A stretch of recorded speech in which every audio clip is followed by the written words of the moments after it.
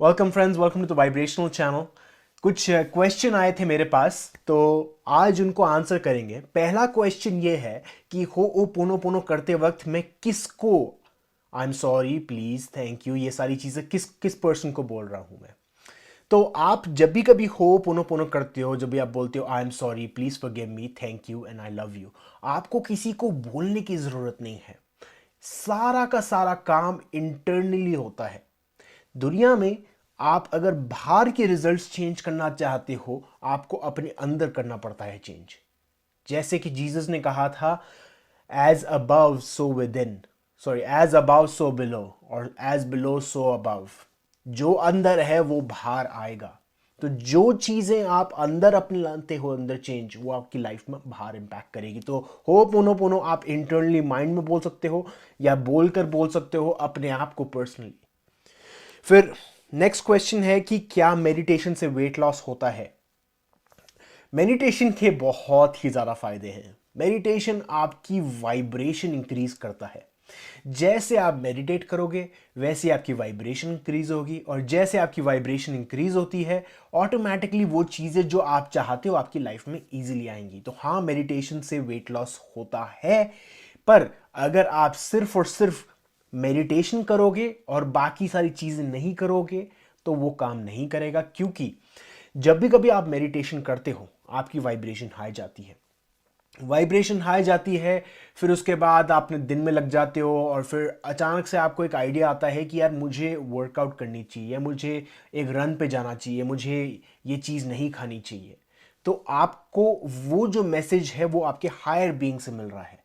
पर अगर आप एक्शन नहीं लेते उसमें, तो आप एक डिसअलाइनमेंट एक्शन लेते हो। एक तरीके से आप रन पे नहीं जाते, या आप वॉक पे नहीं जाते, या आप वर्कआउट पे नहीं जाते, या जो आपका अलाइनमेंट है उसको आप छोड़ के अलग काम करते हो। कोई चॉकलेट खाते हो या आइसक्रीम खाते हो जो जो आपके अलाइनमेंट से हटकर है। तो उससे क्या होता है कि आप अपनी वो अलाइनमेंट को एक तरीके से तोड़ रहे हो। फिर उसके बाद जब भी कभी आप मेडिटेशन करते हो, आपका अलाइनमेंट, आप वापस अलाइनमेंट में होते हो। ये अलाइनमेंट ऑफ अलाइनमेंट ये यूजुअली हमारे दिन में चलता रहता है, हर एक पर्सन के दिन पे चलता रहता है। अब मैं ये नहीं बता रहा कि आपको अनहेल्दी चीज़ें नहीं खानी चाहिए, पर जैसे आपको इंस्पिरेशन मिलती है, जैसे ही मेडिटेशन के बाद जो इंस्पिरेशन मिलती है वो आपकी हाईएस्ट वाइब्रेशन वाली इंस्पिरेशन है, उस पर एक्शन लोगे। फिर उसके बाद जो नेक्स्ट वाइब्रेशन आएगी, नेक्स्ट इंस्पिरेशन होगी, उस पर एक्शन लोगे, तो वो आपकी लाइफ में जल्दी से इम्पैक्ट आएगा। और उसके बाद एक और इम्पॉर्टेंट चीज़ है कि आपको एक्शन लेना बहुत ज़्यादा ज़रूरी है। सिर्फ और सिर्फ इंटरनली काम करके, मेडिटेशन करके सिर्फ उस पर ही फायदा नहीं होगा, और भी चीज़ें करनी पड़ेंगी। What is the best time to do yoga and at what time do you do? मैं योगा पर्सनली सुबह करता हूँ, 6 या 7 बजे उठता हूँ जब मैं करता हूँ। और कभी भी कर सकते हो आप योगा, ज़रूरी नहीं है आपको कोई पर्टिकुलर टाइम मिले। मैंने कई बार दोपहर में की है, कई बार रात को करता हूँ मैं। और कोई सी भी योगा कर सकते हो। सिंपल अगर आप काउ कैट काउ करते हो, या सिंपल ब्रीदिंग एक्सरसाइज करते हो, कोई सी भी चीज़ कर सकते हो। बट एक चीज़ पे ध्यान देना बहुत ज़्यादा ज़रूरी है कि जब भी कभी आप योगा करते हो, आपको इंटरनली फीलिंग लेकर आनी है, अपनी बॉडी को अंदर से फील करना है। और प्राणिक ब्रीदिंग लेनी है, तो मतलब नाक से ब्रीदिंग ब्रीदिंग लेनी है, मुंह से ब्रीदिंग नहीं लेनी है।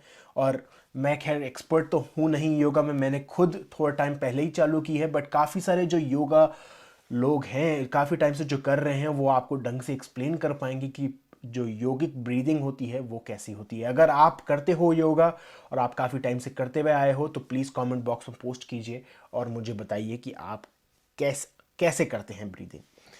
क्या मेडिटेशन, ये मैं एड्रेस कर चुका हूँ।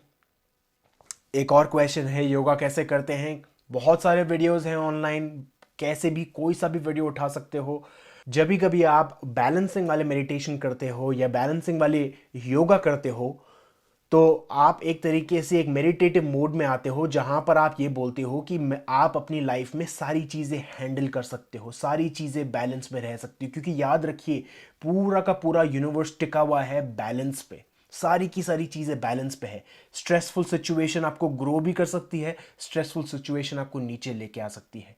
डिप्रेशन आपको ऊपर, आपको एक तरीके से खींच सकता है स्पिरिचुअलिटी में, डिप्रेशन आपको एक तरीके से बिल्कुल नीचे डुबा भी सकता है। तो सारी चीज़ें बैलेंस है। तो योगा एक तरीके से बैलेंस लेके आता है। और इनफैक्ट योगा का मतलब भी क्या है? Union of body and mind.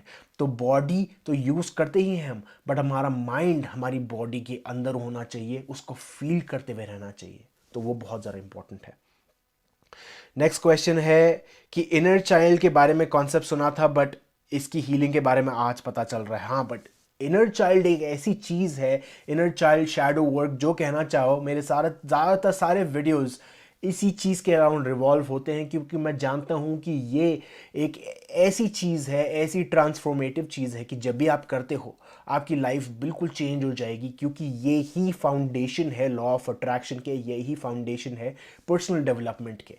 तो इनर चाइल्ड बहुत ही इंपॉर्टेंट है, चाहे आपको लगे ना लगे कि आपकी लाइफ में कोई बचपन में कोई इंपैक्टफुल सिचुएशन हुई थी, आपको याद नहीं रहेगा, क्योंकि याद रखिए इनर चाइल्ड क्या कहता है कि आप अपने इमोशंस को दबा देते हो, वो मेमोरीज को दबा देते हो जो पेनफुल है, तो आपको याद ही नहीं रहेंगी कि वो चीज़ें पेनफुल हैं या नहीं है। जैसे आप उस पर काम करना चालू करोगे, एक तरीके से अनियन की तरह आप एक पील निकाल रहे हो, एक पील निकाल रहे हो, वो पील के बाद लेयर के बाद लेयर के बाद लेयर आपको पता चलेगा, जो कोर है उसके बारे में पता चलेगा। तो उस पर काम करते रहिए, आपको आपके सामने एक ऐसी ऐसी मेमोरीज आएंगी जो आपको याद भी नहीं रहेगा कि आपके पास थी, याद भी नहीं रहेगा कि आपके पास याद थी।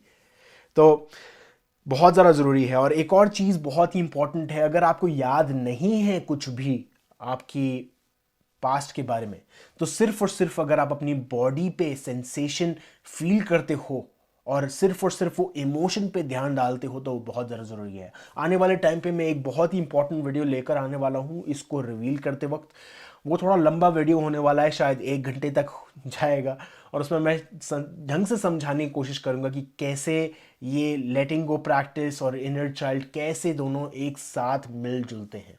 तो प्लीज़ उसके लिए वेट कीजिए, थोड़ा टाइम लगेगा, मुझे शायद 1-2 हफ्ते लग सकते हैं, बट मैं उसको ढंग से ऑर्गेनाइज करके आपके सामने लाऊंगा। मिरर मिरर एक टेक्निक लेके आया था, मिरर के सामने आपको ये सामने बोलना है। वो बहुत ही इंपॉर्टेंट टेक्निक है जहाँ पर आप अपनी बिलीफ्स को पता लगा सकते हैं। तो यहाँ पर एक क्वेश्चन है कि thanks for the mind blowing video, can you do this in meditation? हाँ, मेडिटेशन में ज़रूर लाने की कोशिश करूँगा। सिर्फ आप उसको प्ले कर सकते हो और उसके सामने आप बैठ के मिरर के सामने ये फॉलो कर सकते हैं। तो ये थे सारे क्वेश्चंस। आने वाले टाइम पे मैं और भी सारे क्वेश्चंस डिस्कस करूँगा और आंसर करने की कोशिश करूँगा। अभी के लिए इतना ही। Thank you.